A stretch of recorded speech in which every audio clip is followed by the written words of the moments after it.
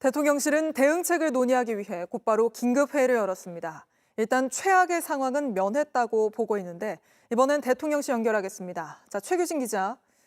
오늘 긴급회의에선 어떤 이야기가 나왔습니까? 트럼프 대통령이 25%의 관세를 부과하겠다는 서한을 공개한 뒤 오늘 오후 용산 대통령실에서는 김용범 정책실장 주재로 관계부처 대책회의가 열렸습니다. 윤창열 국무조정실장과 하준경 경제수석, 기재, 안보, 산자부 차관들이 참석했습니다. 이 자리에서 김 실장은 새 정부 출범 후 한 달 동안 여러 계기를 통해서 최선을 다했지만 최종 합의에 이르기엔 시간이 부족했다고 했는데요. 조속한 협의도 중요하지만 국익 관철이 더 큰 가치라면서 협상 타결 자체를 목표로만 하지 않겠다는 뜻을 밝혔습니다. 원래 오늘까지였던 관세 협상 시한이 당장 8월 1일로 연기되면서 20여일 정도 시간을 번 만큼 협상에도 만전을 기해달라라고 당부했습니다.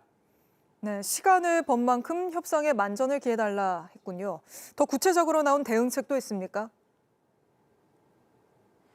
트럼프 대통령이 통보한 관세율 25%는 지난 4월 발표 때와 같은 수치라서 일단 정부는 최악의 상황은 면했다는 판단입니다.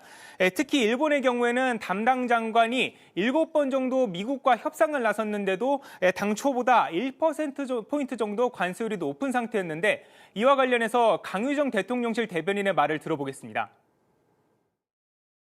일본이나 지금 말씀하신 것처럼 말레이시아 같은 경우도 1% 관세가 오히려 올랐습니다. 그런 것으로 보자면 조금 아쉬운 부분이 있긴 합니다만 그럼에도 불구하고 새 정부 출범 이후 시간이 굉장히 촉박했던 것에 미루어 관세가 인상이 되는 최악의 상황을 면한 것으로 보고 김용범 실장은 다만 다행히 시장 반응은 차분하다면서도 특히 자동차나 철강 등 피해가 예상되는 업종에 대해서는 지원 대책을 차질 없이 이행해달라고 지시했습니다. 네, 이재명 대통령은 어떤 입장을 보였습니까?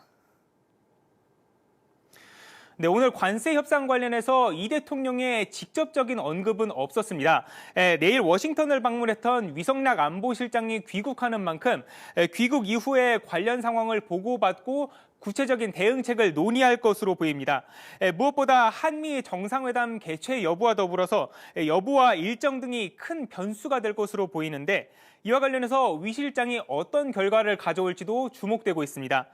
이재명 대통령은 오늘 국무회의와 방위산업 토론회에 참석해서 방산 분야 수출을 강조했는데 트럼프 대통령이 앞서서 조선업과 해군 함정 등에 관심을 보였던 만큼 이를 협상 카드로 활용할 수 있을지도 주목됩니다.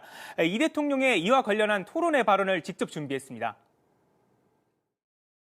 방위산업의 수출 영역에서는 좀 특색이 있는데 정부 간 협력이 매우 중요한 비중을 차지할 겁니다. 더 많은 기회를 가질 수 있도록 최선의 노력을 다하겠습니다. 지금까지 용산 대통령실에서 JTBC 최규진입니다. JTBC 뉴스를 시청해 주셔서 고맙습니다. 저희는 저녁 6시 30분 뉴스룸에서 뵙겠습니다.